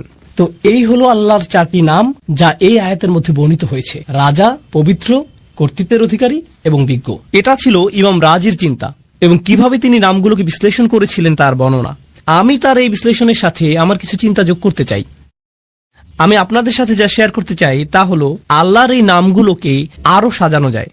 4টি নামকে 2 জোড়ায় ভাগ করা যায়, আর সেই 2টি জোড়া হলো প্রথম এবং তৃতীয় নাম দুটি একরকম, আবার দ্বিতীয় এবং চতুর্থ নাম দুটির মধ্যে মিল রয়েছে। 1 এবং 3, 2 এবং 4। আসুন নাম্বারগুলোর স্থানে নাম বসাই। রাজা এবং কর্তৃত্বের মধ্যে মিল আছে, আর পবিত্র এবং বিজ্ঞতার মধ্যে মিল আছে। তো আসুন এই সম্পর্কে আলোচনা করি। আপনারা অনেকেই হয়তো বুঝতে পারছেন রাজা এবং কর্তৃত্বের মধ্যে মিল কি থাকতে পারে। একজন রাজাই কর্তৃত্বের অধিকারী, আর একজন আদর্শ রাজা সম্মানিত। এই দুইটি নামের মধ্যে আর অনেক মিল আছে। তারা উভয় দাবি করে আনুগত্যের, তাদের উভয়কেই সম্মান করতে হয়, তাদের আদেশ পালন করতে হয়, আপনাকে স্বীকার করতে হবে তাদের অবস্থান উপরে এখানে, আর আপনি নিচে এখানে। একজন রাজার অবস্থানও অন্য সবার ঊর্ধ্বে। তিনি রাজা আর আপনি একজন প্রজা। আপনার অবস্থান নিচে এখানে। আল্লাহর এই নামগুলো আমার উপর তার কি প্রভাব ফেলে? আমার উপর তাদের প্রভাব হলো তারা আমাকে আল্লাহর প্রতি অনুগত বানায়, বাধ্যগত বানায়, আল্লাহর সামনে বিনয়ী বানায়। তারা আমাকে আল্লাহর ভয়ে ভীত বানায়, তারা আমাকে আতঙ্কিত করে, তারা আমাকে আল্লাহর শক্তিমত্তা এবং মহত্বের স্মরণে অভিভূত বানায় এবং আমার ক্ষুদ্রতা প্রকাশ করে। এটাই এই নামগুলো প্রকাশ করে। কোন দুইটি নাম? আল মালিক এবং আল আজিজ। এগুলো আল্লাহর মহত্ব প্রকাশ করে এবং এর ফলে আমি হয়ে যাই ক্ষুদ্র এবং তুচ্ছ, আমি হয়ে যাই দাস, আমি হয়ে যাই বিনীত এই দুইটি নামের সামনে। কিন্তু আপনি যদি অন্য দুইটি নাম দেখেন, আল কুদ্দুস, আল হাকিম, পবিত্র এবং বিজ্ঞ, প্রথম দুইটি নামের মতো পবিত্রতা, পরিশুদ্ধি দূর থেকে অনুভব করা সম্ভব নয়। পবিত্রতা এবং পরিশুদ্ধি বোঝা যায় যখন আপনি কারো কাছে যান, আপনি দেখতে পান তাদের আচরণ। আবার বিজ্ঞতা হলো এমন জিনিস যখন কেউ একজন আপনার কাঁধে হাত রেখে আপনাকে উপদেশ দান করে, যিনি আপনার অবস্থা উপলব্ধি করেন। আল হাকিম নিয়ে চিন্তা করলে কুরআনে বর্ণিত লোকমান আলাইহিসসালামের একটি ঘটনা আমার মনে পড়ে। লুকমান আলাইহিসসালাম ভালোবাসাপূর্ণভাবে তার ছেলেকে উপদেশ দিয়েছেন। আল্লাহ বলছেন, ওয়ালাকাদ আতাইনা লুকমানাল হিকমাহ, আমি লোকমানকে দিয়েছি বিজ্ঞতা। এরপর তিনি সেই বিজ্ঞতার একটা অংশ তার ছেলেকে দিচ্ছেন। সেই অন্তরঙ্গ, ঘনিষ্ঠ, ভালোবাসাপূর্ণ সম্পর্ক বিজ্ঞতা প্রদানেরই একটা অংশ। আপনি দূর থেকে বিজ্ঞতা অর্জন করতে পারবেন না। আপনাকে কারো সাথে সম্পর্ক তৈরি করতে হবে যাতে তিনি আপনার অবস্থার সাথে সম্পর্কিত উপদেশ প্রদান করতে পারেন। অন্য নামটি আল কুদ্দুস, পরিশুদ্ধ সঙ্গ, পবিত্র সঙ্গ, এমন সঙ্গ যার উপস্থিতিতে আপনি ভালো অনুভব করেন, আপনি প্রশান্তি অনুভব করেন। আমার কাছে আল কুদ্দুস এবং আল হাকিমকে এভাবেও সম্পর্কিত মনে হয়, যখন আপনি পরিশুদ্ধ কারো সান্নিধ্যে থাকেন তখন আপনার হৃদয় পরিশুদ্ধ হতে শুরু করে। আর আপনি যখন বিজ্ঞ কোনো ব্যক্তির সান্নিধ্যে থাকেন তখন তার বিজ্ঞতা দ্বারা আপনার মন পরিশুদ্ধ হতে শুরু করে। তো হৃদয় এবং মন পবিত্র হয় আল কুদ্দুস এবং আল হাকিম দ্বারা। তো দুইটি নাম হলো দূরত্ব সূচক, রাজকীয়, মহিমান্বিত, এমনকি ভয় সৃষ্টিকারী। আর অন্য দুইটি নাম নৈকট্য সূচক, বন্ধুত্বপূর্ণ, তারা আপনাকে কাছে টানে। এটা থেকে মনে হয় যেন এই নামগুলো বোঝায় দূরে কাছে, বারে বারে দূরে রাখা এবং কাছে টানার প্রক্রিয়া চলছে। আমার এবং আল্লাহর মধ্যে সম্পর্কের ক্ষেত্রে এই নামগুলোর যে বিপরীতধর্মী প্রতিক্রিয়া, তা আসলে খুবই চমৎকারভাবে কোরআনে বর্ণিত হয়েছে। আর আল্লাহর সাথে আমার সম্পর্কের ক্ষেত্রে এই উভয় অবস্থাই দরকারি। প্রথমে আমি আপনাদেরকে এর একটা উদাহরণ দিতে চাই। এক্ষেত্রে আমার প্রিয় উদাহরণটি হল মূসা আলাইহিস সালামের উদাহরণ। যখন তিনি আগুন দেখতে পেলেন, তিনি ছিলেন তার পরিবারের সাথে, আর তখন তিনি পাহাড়ের উপর আগুন দেখতে পেলেন। তিনি তার পরিবারকে বললেন, তোমরা এখানে থাকো, আমি আগুন দেখতে পেয়েছি, সম্ভবত আমরা সেখান থেকে পথ চলার নির্দেশনা পাবো। তিনি বুঝতেই পারেননি যে উপরে গিয়ে তিনি আল্লাহর সাথে কথা বলবেন। যখন তিনি সেখানে গেলেন তখন প্রথম অনুভূতি কি ছিল? আল্লাহ বলেছেন, ইয়া মূসা ইন্নী আনা রব্বুক ফাখলা'ন আলাইক। মূসা, নিঃসন্দেহে আমি তোমার প্রভু, অতএব জুতা খুলে প্রবেশ করো। ইন্নাকা বিল ওয়াদিল মুকাদ্দাসি তুয়া, নিঃসন্দেহে তুমি পবিত্র তুয়া উপত্যকায় আছো। তিনি ভয় পেয়ে গেলেন। আল্লাহ মূসা আলাইহিস সালামের উপর তার প্রভুত্বকে প্রতিষ্ঠিত করলেন। তিনি একজন দাস মাত্র, জুতা খুলে ফেলো, যথাযথ সম্মান প্রদর্শন করো।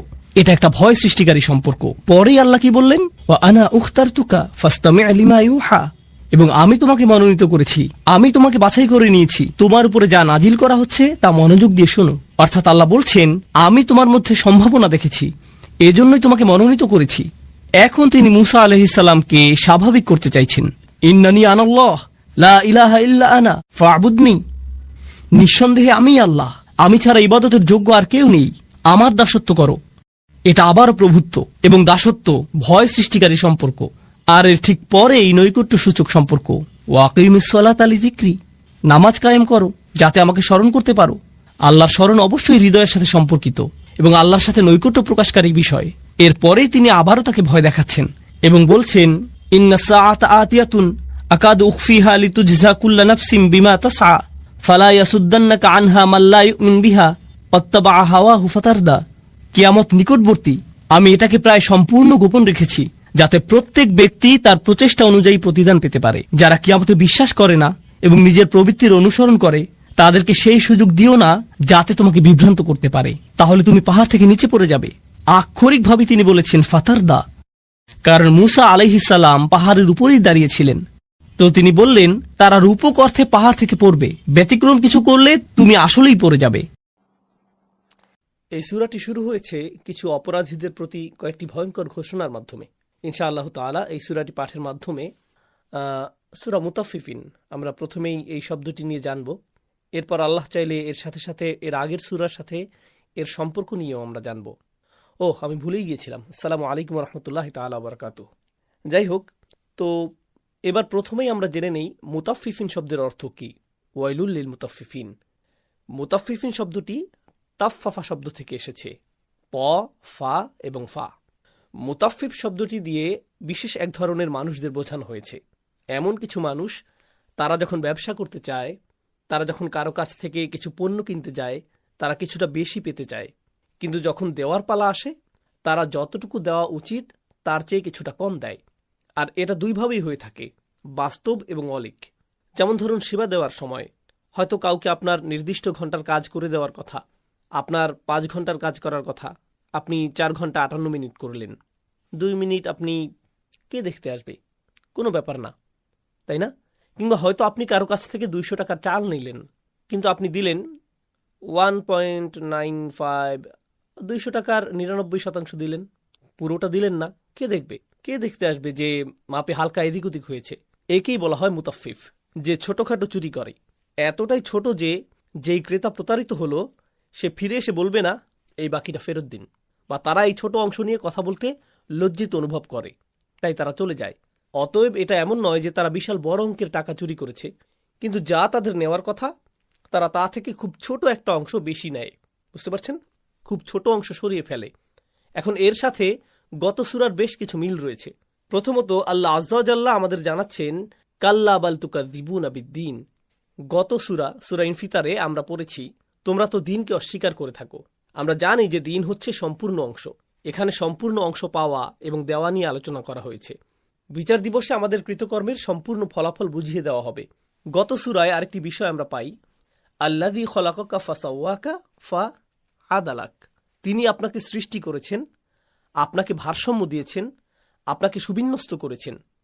তিনি কেবলমাত্র আপনাকে ভারসাম্যই দেননি, এর অর্থ এটাও যে তিনি আপনার মধ্যে ভারসাম্যের জ্ঞান দিয়েছেন। দেখুন, যে ব্যক্তি অন্যকে ঠকায়, যে মানুষকে ব্যবসায় ঠকায়, যে প্রাপ্য টাকার চেয়ে কম টাকা দেয়, নেয়ার বেলায় কি তারা পুরোটা নেয়? তারা নিজেরা ঠকতে চায় না, তারা পুরো টাকাটাই চায়। অতএব তারা ভারসাম্য বোঝে। তারা কখনোই চায় না যে তাদের পরিবারের কেউ ঠকে যাক। তারা কখনোই চায় না তাদের স্ত্রী, তাদের মেয়ে, তাদের ছেলে, তাদের ভাই ইত্যাদি ইত্যাদি তারা কখনো তাদের পাওনার চেয়ে কম পাক। কিন্তু তাদের গ্রাহকের বেলায় তারা তাদের পাওনার চেয়ে কম দেয়। তাদের অন্তরের মধ্যে ভারসাম্যের একটা জ্ঞান আছে। এই জ্ঞানের কারণে তারা বুঝে শুনেই কিছু আচরণ করে। একেই বলা হচ্ছে মুতাফফিফ। আল্লাহ আযজা ওয়া জাল্লা পূর্বের সূরায় যা বলেছেন, এটি তার বিপরীত আলোচনা করছে। আরেকটি বিষয় এখানে খুবই চমৎকার ও মাহাত্ম্যপূর্ণ, যে বিষয়টি আমি গত সূরার শেষে বলিনি। আল্লাহ আযজা ওয়া জাল্লা বলেন, ওয়াল আমরু ইয়াউমা ইযিল লিল্লাহ। এখানে তাকদিম ও তাখির হয়েছে। ওয়াল আমরু লিল্লাহি ইয়াউমা ইযিন। সাধারণত আমরা এভাবে বলি, ওয়াল আমরু লিল্লাহি ইয়াউমা ইযিন, সেই দিন আল্লাহই সিদ্ধান্ত দেবেন। কিন্তু আল্লাহ আযজা ওয়া জাল্লা এখানে বাক্যের শব্দগুলো আগে পরে করেছেন। তিনি বলেছেন আল আমরু ইয়াউমা ইযিন লিল্লাহ। এটা বলে সূরাটি শেষ হয়েছে, যা থেকে বোঝা যায় এটা হচ্ছে সেই দিন যেদিন সিদ্ধান্ত পুরোপুরি আল্লাহ নেবেন। এটা হচ্ছে সেই দিন যেদিন আল্লাহই এককভাবে সিদ্ধান্ত নেবেন।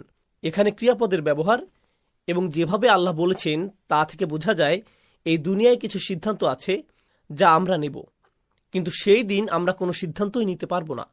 কিন্তু এখানে আল্লাহ আমাদের কিছু বিকল্প দিয়েছেন। সেই দিন আসার আগে আপনি কিছু সিদ্ধান্ত নিতে পারবেন। এজন্যই আল্লাহ বলেছেন, ওয়া ইলাল্লাহি তুরজাউল উমুর। সকল সিদ্ধান্তই তার কাছে। বিশ্বাসীদেরকে ভালো কাজের আদেশ দিতে বলা হয়েছে, তা'মুরুনা বিল মারুফ ওয়া তানহাউনা আনিল মুনকার। এখানে কিছু আমরের কথা বলা হয়েছে। সেই সাথে আল্লাহ কুফফারদের কথা বলতে গিয়ে বলেছেন, আমরামু আমরান। তারা কি অবিশ্বাসী হিসেবে থাকার ব্যাপারে সিদ্ধান্ত নিয়ে ফেলেছে? অতএব এই দুনিয়ায় আমাদের কিছু ক্ষেত্রে সিদ্ধান্ত নেওয়ার ক্ষমতা রয়েছে। আল্লাহ আমাদেরকে কিছু ব্যাপারে লাইসেন্স দিয়েছেন।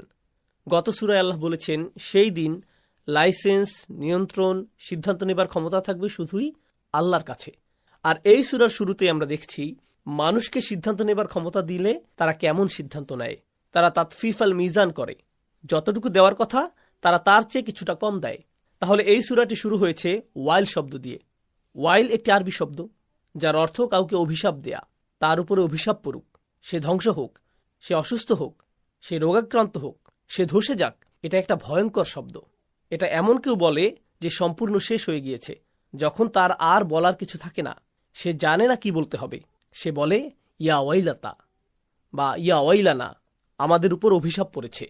এখানে ওয়াইলুল্লিল মুতাফফিফিন শব্দটি দিয়ে বোঝাচ্ছে চূড়ান্ত ধ্বংস, ভয়ঙ্কর ধ্বংস তাদের জন্য যারা এই ধরনের তাতফিফ করে, যে অল্প একটু মাপে কম দেয়, যে হালকা একটু এদিক ওদিক করে, গ্রাহক বা পাওনাদারের চোখ এড়িয়ে। এখানে লক্ষ্য করুন, এখানে দুইটা বিষয় রয়েছে। একটি হলো আপনার যা পাওয়ার কথা আপনি তার থেকে বেশি নেন, এবং যা দেওয়ার কথা তার থেকে কম দেন। দুইটা জিনিসই মুতাফফিফ শব্দের মধ্যে এসেছে। যে ব্যক্তি এই দুইটি বিষয়ের সাথেই জড়িত। আরেকটু সামনে গেলে চমৎকার একটা বিষয় লক্ষ্য করা যায়। আল্লাহ আজ্জা জাল্লা এ ধরনের লোক কি করে তার একটা বর্ণনা দিয়েছেন, যদিও মুতাফফিফ শব্দটি দিয়েই পুরো বিষয়টি বোঝা যাচ্ছে। আল্লাহ পরিষ্কার করে বলেছেন কোন কাজটি তাদেরকে মুতাফফিফ বানায়। তবে সামনে যাওয়ার আগে এই শব্দটি নিয়ে আরও কয়েকটি বিষয়ে আলোচনা করি। সহিহ হাদিসে এসেছে, বুখারীতে উল্লেখ রয়েছে, ولا طففوا الكيل إلا منعوا النبات وأخذوا بالسنين। খুবই শক্তিশালী একটি হাদিস। তারা ব্যবসায় বিন্দুমাত্র প্রতারণা করেনি। তাফফাফুল কাইল, তারা অল্প কিছু নিয়েছে বা পাওনার চেয়ে কম দিয়েছে, এমনটি হয়নি। তবে দুইটি জিনিস হয়েছে, ফসলের ফলন বন্ধ হয়েছে, মাটির ফলনশীলতা বন্ধ হয়েছে। আর আরেকটি বিষয় হয়েছে, তাদের পানি পাওয়া বন্ধ হয়েছে, জমিতে পানি প্রবেশ বন্ধ হয়েছে। অর্থাৎ পুরো দেশ নানা ধরনের দুর্যোগের সম্মুখীন হচ্ছে। অনেকে বলে দেশমাতৃকার প্রতিশোধ বা প্রাকৃতিক প্রতিশোধ। এগুলো কোনো প্রাকৃতিক প্রতিশোধ নয়, এগুলো সবই আল্লাহ সুবহানাহু ওয়া তাআলার শাস্তি, যে জাতি তাতফিফে জড়িয়ে আছে তাদের জন্য। হাদিসে তাকালে আমরা দেখতে পাই, এটা বাবে উকুবাতে আছে, এই দুনিয়ায় মানুষের দুর্নীতির ফলাফল বা শাস্তি সংক্রান্ত অধ্যায়ে এসেছে। আল্লাহ আজ্জা জাল্লা সূরা রুমে বলেছেন, জাহার আল ফাসাদু ফিল বাররি ওয়াল বাহর বিমা কাসাবাত আইদিন নাস। দুর্নীতি ছড়িয়ে পড়েছে ভূমিতে ও সাগরে, এগুলো মূলত মানুষের নিজের হাতের কামাই। অতএব ব্যবসায়ে এরকম ছোট ছোট ধোঁকা দেওয়ার ফলে, এ ব্যাপারে আল্লাহর নবী সাল্লাল্লাহু আলাইহি সাল্লাম আমাদের জানিয়েছেন, এর ফলে বৃষ্টিপাত বন্ধ হয়ে যায়, খরা চলে আসে, ফসল ফলে না, মৌচাকে মধু থাকে না।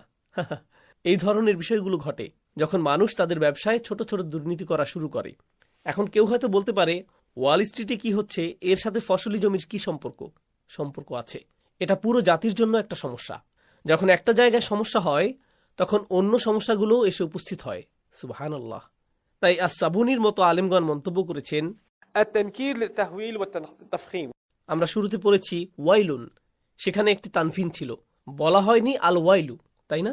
ওয়াইলুন অর্থ হলো, এর একটি অর্থ হচ্ছে প্রচণ্ড ভয় দেখানো, এই লোকদের জন্য ভয়ঙ্কর ধ্বংস, এই লোকেরা ভয়ঙ্করভাবে ধ্বংস হবে, অধিক বোঝানো হয়েছে। এটা কোনো ছোটখাটো ধ্বংস নয়। আল্লাযীনা ইযাক্তালু আলান নাসি ইস্তাওফুন, পরবর্তী আয়াতে। এই মুতাফফিফিনরা যারা ব্যবসায়ে ছোটখাটো দুর্নীতি করে, এরা কিভাবে দুর্নীতি করে? যখন তারা মানুষের কাছ থেকে মাল নেয়, ধরুন সে একটা দোকানে গেল, 10 কেজি চাল কিনল, 2 কেজি আটা কিনল ইত্যাদি, যতটুকু তার প্রাপ্য তার পুরোটুকুই সে নেবে। ইকতালা, ইকতালা অর্থ কারো কাছ থেকে পণ্য নেয়া, ওজন করে কারো কাছ থেকে পণ্য কেনা। কিন্তু আরবি ভাষায় যখন আমরা বলি ইকতালা, আমরা বলি ইকতালা মিন, আমরা ইকতালা বলি না, এটাই প্রচলিত। আরবি ভাষায় আমরা বলি সে অমুক ব্যক্তির কাছ থেকে পণ্য কিনেছে, অমুক ব্যক্তির উপরে না। কিন্তু এখানে উপরে বোঝাচ্ছে। এখানে এই আলা শব্দটি খুবই গুরুত্বপূর্ণ। এই শব্দটির অনেকগুলো ভাষাগত গুরুত্ব রয়েছে। সাধারণ অবস্থায় আপনি দোকানে গেলেন, আপনার যা কেনার আপনি নিয়ে দাঁড়িপাল্লায় রাখলেন, মাপ দিয়ে দাম মেটালেন, এটা হলো সাধারণ বিনিময় পদ্ধতি। কিন্তু ইকতালা আলান নাস, প্রথমত এটা দিয়ে মূলত বোঝায় তাসাল্লু, আপনি দোকানিকে তিরস্কার করছেন, না আমার আরেকটু বেশি পাওয়ার কথা, না আপনি ঠিকভাবে মাপ দেননি, আপনি বেশি পাওয়ার জন্য তার উপর হম্বিতম্বি করছেন, যদিও সে ঠিকভাবে মাপ দিয়েছে।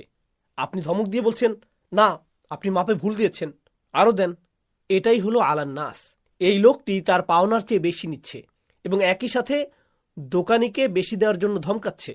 সুতরাং আমরা এখানে দেখছি, في الأصل يقال اكتال من ولا يقال اكتال على، وقد عدى فعل اكتال في هذه الآية بحرف على للدلالة على التسلط لأن هؤلاء المطففين لم يكتالوا من الناس بل تسلطوا عليهم بالاكتيال. তারা মানুষকে বেশি পাওয়ার জন্য চাপ দেয়।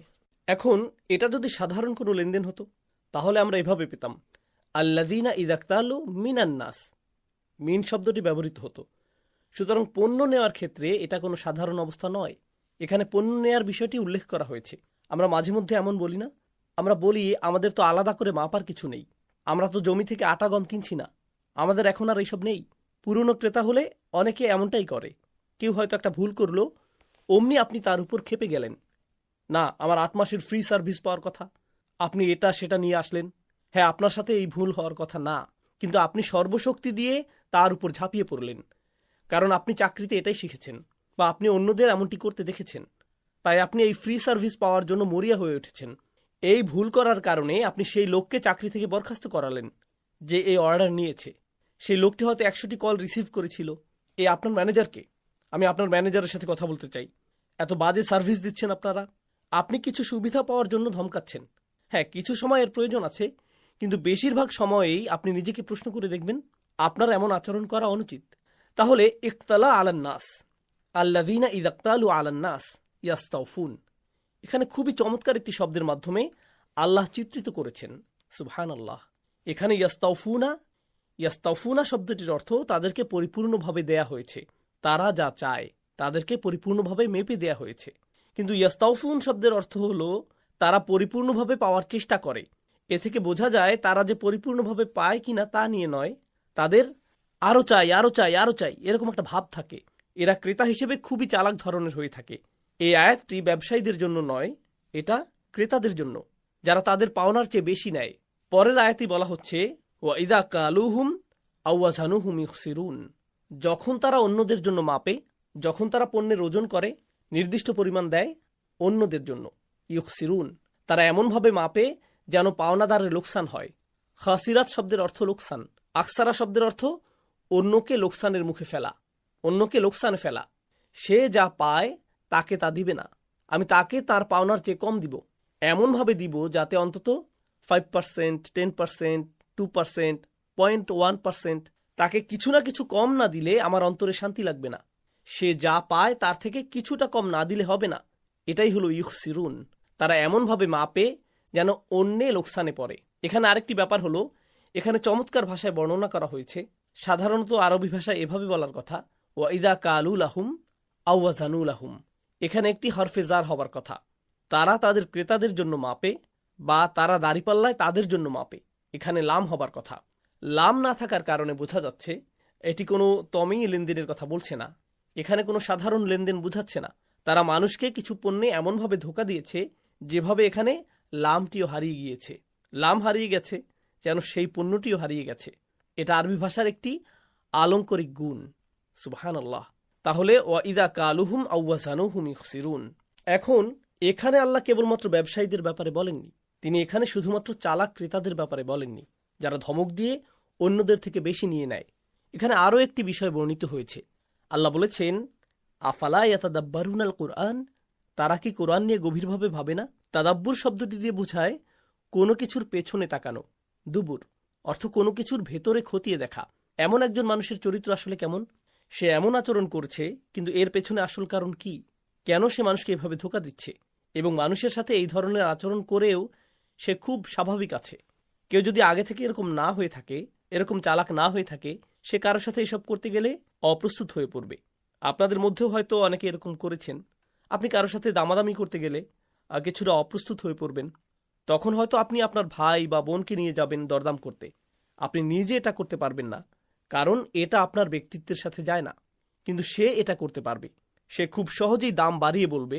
কিংবা আপনি কোনো ক্রেতা হলে যদি আপনি না জানেন কিভাবে কথা বলতে হবে, আপনি শুধু অর্ডার করতে জানেন, আপনি এমন কাউকে নেবেন যে চালাক প্রকৃতির, যে কঠিন ভাষায় দরদাম করতে পারে, যে আপনার হয়ে দরদাম করে দেবে। এখন কেমন ধরনের মানুষ এই কাজ করতে পারে, কোন ধরনের মানুষের এমন ব্যক্তিত্ব থাকে? পরবর্তী আয়াতেই বলা হচ্ছে আলা ইয়াজুন্নু উলাইকা আন্নাহুম মাবউসুন, এরা হলো তারাই যারা উলাইকা শব্দটি দিয়ে তাদের থেকে দূরত্ব বোঝাচ্ছে।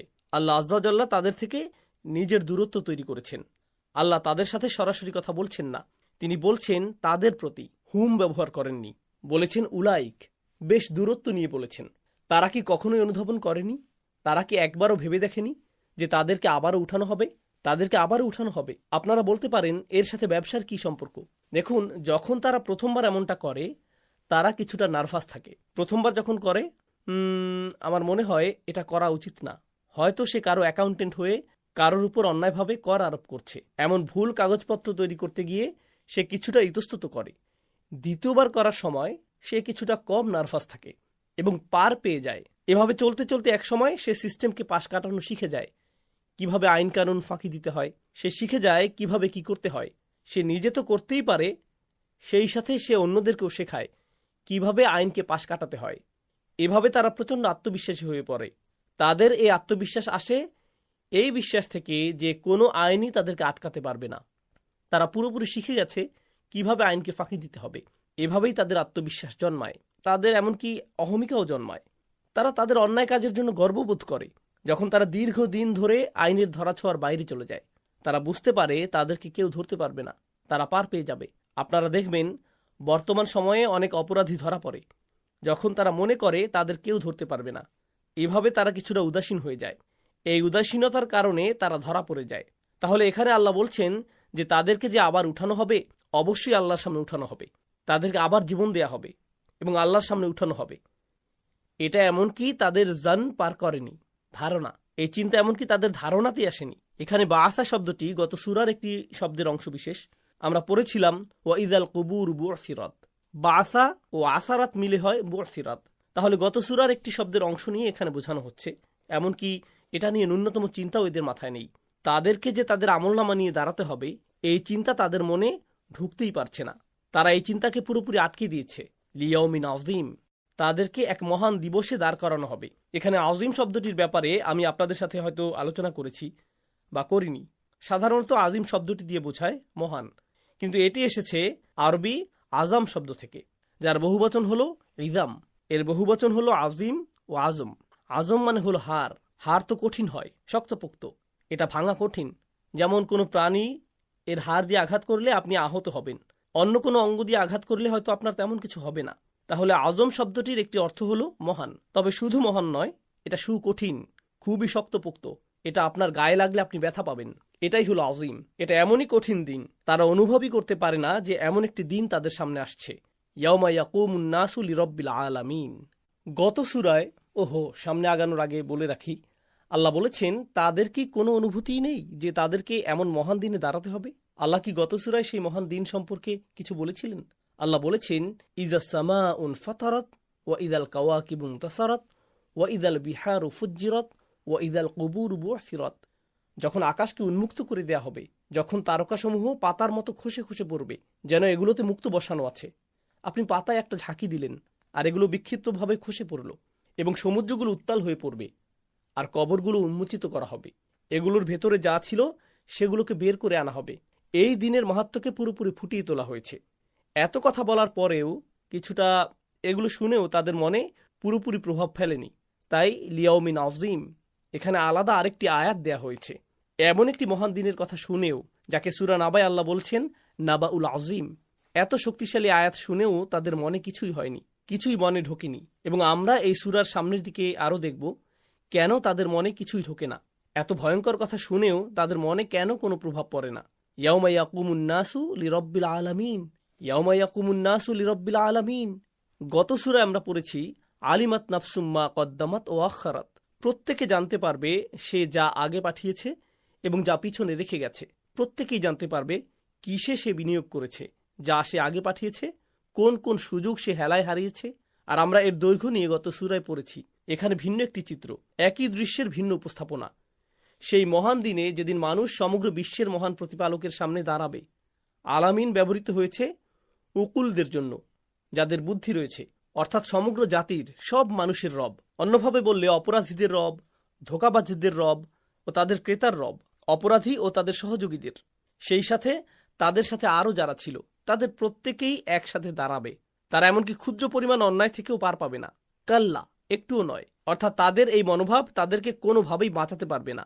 কাল্লা দিয়ে বোঝাচ্ছে তারা যে মনে করে যে তাদেরকে আর উঠানো হবে না, তারা এভাবে ভাবে কারণ এটাই তারা বিশ্বাস করে। তারা দুনিয়াতে তাদের আচরণের ব্যাপারে এতটাই আত্মবিশ্বাসী হয়ে গেছে যে তারা ভাবে এটাই তাদের বাঁচার জন্য যথেষ্ট হবে। আসলে মানুষের বড় ভুলগুলোর একটি হলো তারা পাপ করে, এতটাই আপনার মনে করেন তাদের পাপের কোনো সীমা নেই। তখন তারা কি করে জানেন? তারা এর ফলাফল নিয়ে চিন্তা করা বন্ধ করে দেয়। এখন আপনি চিন্তা করা বন্ধ করলেই কি এর শাস্তি কমে যাবে? না, এতে কিছুই হবে না। আপনি যদি মনে মনে ভাবেন যে এতে কোনো শাস্তি নেই, আপনার এই ভাবনায় কোনো লাভ হবে না। তাই আল্লাহ বলেন, কাল্লা, না না না, আপনার এই ভাবনা আপনাকে বাঁচাতে পারবে না। আপনি নিজের মতো করে কিছু ভেবে নিতে পারেন, আপনি ভাবতে পারেন আপনি নিরাপদ, কিন্তু এই শাস্তি আপনাকে ঘিরে ধরবেই। তিনি বলেন, ইন্না কিতাব আল ফুজ্জারি লাফি সিজ্জিন। এই আয়াতটা খুবই চমৎকার। আয়াতটিকে পুরো প্রেক্ষাপটটা বোঝার জন্য আসুন গত সূরার সাথে মিলিয়ে পড়ি। আপনি দেখবেন আমরা যে সূরাগুলো অধ্যয়ন করছি এতে একই সাথে ফেরেশতাদের বর্ণনাও রয়েছে। প্রতিটি সূরাতেই এগুলো প্রায় একসাথেই বর্ণিত হয়েছে। গত সূরায় আমরা এমন ফেরেশতাদের ব্যাপারে জেনেছি যেগুলো এখানে রয়েছে। ইন্না আলাইকুম লাহাফিজিন কিরামান কাতিবিন ইয়ালামুনা মা তাফআলুন। প্রহরারত ফেরেশতাগণ এখানে আছেন, তারা পবিত্র, অতএব তারা অন্যায়ভাবে কিছু লিখবেন না। তারা অভিজাত, অতএব তারা লেখার ক্ষেত্রেও সেই আভিজাত্য ধরে রাখবেন। এবং তারা প্রতিনিয়ত লিখে যাচ্ছেন। এবং তারা কি লিখছেন? ইয়ালামুনা মা তাফআলুন। তারা জানেন আপনি কি করছেন, তারা আপনার কাজের ব্যাপারে সবই জানেন এবং তারা প্রতিনিয়ত লিখে যাচ্ছেন। তাহলে লেখার কথাটা গত সূরায় বিশেষভাবে উল্লেখ করা হয়েছে। কি লেখার ব্যাপারে? আমরা যা যা করি, আমাদের সব কাজ। এবার এখানে আরেকটি অংশ এসেছে, এটা আমাদের জন্য বোঝা ও ব্যাখ্যা করা অনেকটাই সহজ, কারণ আমার টেকনোলজির অভিজ্ঞতা আছে। আপনারা তো ডেটা এন্ট্রি সম্পর্কে জানেন। আপনি ডেটা লিপিবদ্ধ করছেন। ডেটা এন্ট্রি করতে আপনাকে একজন ভরসাযোগ্য মানুষকে নিয়োগ দিতে হবে, কারণ সেখানে যদি কোনো ভুল হয় তাহলে আপনি যে ইমেইল করেছেন, ফ্যাক্স করেছেন, আপনি যে চুক্তি করছেন, সেখানে যদি ভুল হয় তাহলে আপনাকে সমস্যায় পড়তে হবে। তাহলে প্রথম কথা, আমাদের কাজের ডেটা কে লিপিবদ্ধ করছে? ফেরেশতাগণ, তারাই এগুলো লিপিবদ্ধ করছে। তাহলে এখানে কি কোনো ভুল হওয়ার সম্ভাবনা আছে? না। কিন্তু এখানে আরও একটা ব্যাপার আছে। ব্যবসায়, লেনদেনে ও ইত্যাদি দুনিয়াবি কাজে আপনি কেবল একজন নির্ভরযোগ্য কাউকে নিয়োগই দিবেন না, একই সাথে আপনাকে এই প্রামাণ্যগুলো সংরক্ষণ করতে হবে। আপনারা কি ব্যাকআপ সার্ভার সম্পর্কে জানেন? ইদানিং খুব চলছে, যেগুলো আপনার ডেটাকে নিরাপদে সংরক্ষণ করে, যাতে গ্রাহকের নাম, তথ্য, অ্যাকাউন্ট ও পরিচিতি সংরক্ষিত থাকে। কোন দিন কোন প্রোডাক্টটি পাঠাতে হবে সব কিছু সংরক্ষণ করে রাখা হয়। যদি আপনার ডেটা চলে যায়, সেটা টাকা হারানোর চেয়েও বড় কিছু। এতে সব থাকে, এটাই সব। তাহলে গত সূরায় এই তথ্যগুলোর লিপিবদ্ধকরণ নিয়ে বলা হয়েছে, কিন্তু এই সূরায় বলা হচ্ছে সেই তথ্যগুলো কিভাবে সংরক্ষণ করা হচ্ছে, এগুলোকে কোথায় রাখা হয়েছে। কারণ যদি সংরক্ষণই নিরাপদ না হয় তাহলে এগুলো লিপিবদ্ধ করে লাভ কি? বুঝতে পেরেছেন? তাহলে এখন দেখুন, কাল্লা ইন্না কিতাব আল ফুজ্জার, না না না, নিশ্চিতভাবেই এই দাগী অপরাধীদের আমলনামা আল ফুজ্জার এসেছে ফজর থেকে, যেভাবে রাতের অন্ধকারকে ভেদ করে, একে ফজর বলা হয়। ফাজির হচ্ছে সে যে আল্লাহর আদেশকে খুব বাজেভাবে অমান্য করে। তারা এটা নিয়ে কোনো খারাপ বোধ করে না, তারা গর্ববোধ করে। তারা দুনিয়ার সবচেয়ে পাপের কাজগুলো করে। তারা করে কারণ তারা মনে করে তাদেরকে কেউ কিছু করতে পারবে না। তারা এমন মনোভাব পোষণ করে, কেই বা আমাকে দেখছে, কে আমাকে ধরতে আসবে, কে আমাকে আটকাবে, কেই বা আমাকে এগুলো নিয়ে ধরতে আসবে। তাহলে এই মনোভাব, আল্লাহ আজ্জাজাল্লাহ বলেন, তুমি একটি ফাজির হতেই পারো, কিন্তু তুমি যা করো সবই লিপিবদ্ধ করা হয়েছে এবং এগুলোকে একটি বইয়ে সংরক্ষণ করা হয়েছে। এটাই হলো দাগী অপরাধীদের আমলনামা। এটা হচ্ছে একটি তালিকা, একটি নিবন্ধন খাতা। কিছু আলেমগণ মন্তব্য করেছেন, প্রাচীন সময়ে অন্ধকার কূপ ব্যবহৃত হতো এবং সেখানে অপরাধীদের রাখা হতো। সেখানে ঢোকার মুখে একজন দারোয়ান থাকতো, একটা অফিসের মতো জায়গা থাকতো। সেই অফিসের ভিতরে রাখা মানুষগুলোর একটা তালিকা থাকতো। সেখানে লেখা থাকতো, অমুক লোক এতদিন ধরে এখানে আছে, তাকে অমুক সেলে রাখা হয়েছে, তাকে এই এই সাজা দেয়া হবে, এই সময় তাকে ঢোকানো হয়েছে, এতদিন পর তাকে বের করা হবে, ইত্যাদি ইত্যাদি। সেখানে একটা বিশাল তালিকা ছিল। তালিকাটা কোথায় রাখা হতো? একে রাখা হতো সেই জেলের ঠিক বাইরেই। ধরুন কেউ যদি বলে আমার সময় শেষ, আমি এবার বের হব, সেখানের দায়িত্বশীল কি দেখত? সেই তালিকাটা দেখত। এই দৃশ্যটি কিছু সালাফগণ বর্ণনা করেছেন। কয়েকজন বলেছেন